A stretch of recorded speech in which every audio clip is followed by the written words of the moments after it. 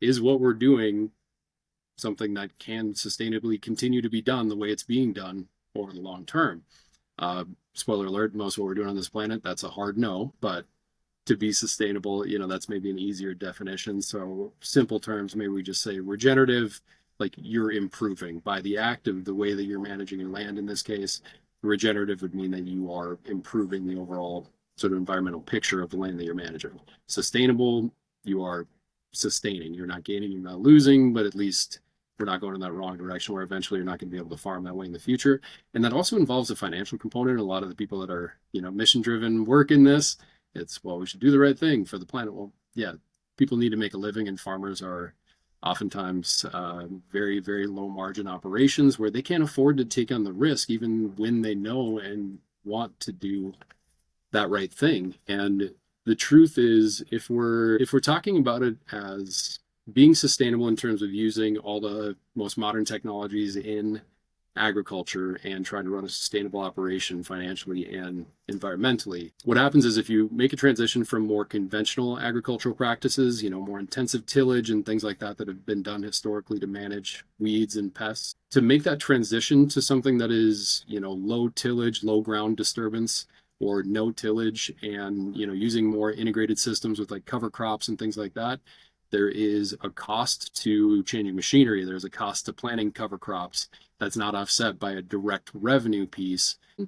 There's the guys that I've heard talk about their transition to regen ag, they call it just, it's tuition. You're paying tuition, it's tuition fee to learn. Like, you're not going to figure out how to best manage this new crop production system in the first year. So there's a tuition fee of just learning how to do a good job of that new, management system as a farmer. And on top of that, there is potentially some drag in yield as your soil health comes online, right? Your system needs to adjust to this new way of management, and the nutrients may not be there the way that they would be in the future once that soil health is improved. So there are different things like that. The jury's kind of out on whether or not there is a definitive yield penalty and how long that is, if there is one for transitioning practices. But that's probably the most costly or risky part for farmers, is to say, what I'm doing is working. I have very narrow margins. I can't afford to be the one that takes the risk unless somebody's sharing in this risk with me to make that transition. And tough part is, depending on how it goes in that transition, the benefits show up anywhere from year 1 to year 10 to never. And most of it centers around like years 2 to 6 or so.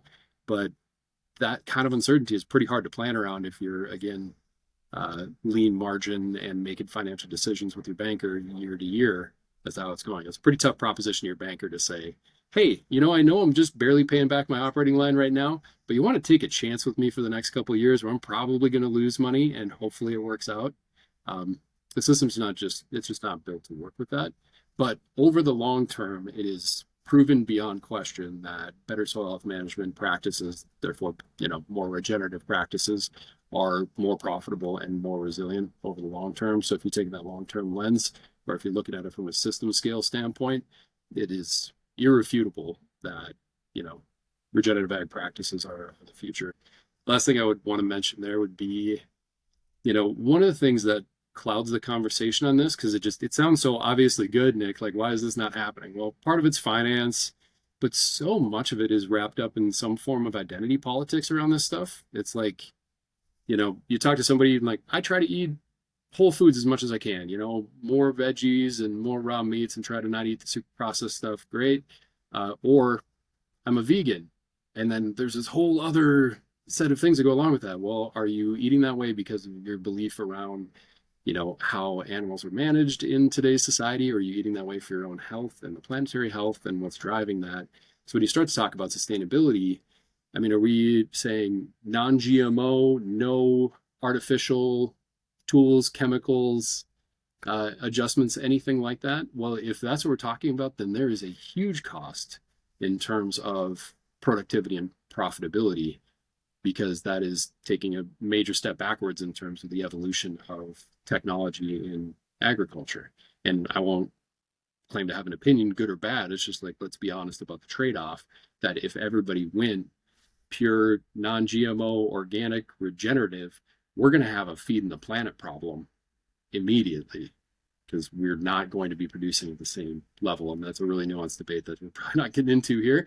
But that's where I say, like, in simplest terms, if we're just thinking about what's our environmental impact, and let's look at the most material components and maybe try to stay away from the, you know, how we feel about it, like what's the actual objective outcome here. And that's, again, the business that we're in is trying to just create objective outcome quantification to be able to enable these incentives, these mechanisms for the adoption of those practices, and trying to remove the subjectivity from it as much as possible, which, you know, as humans, it's impossible to remove subjectivity entirely, but we try.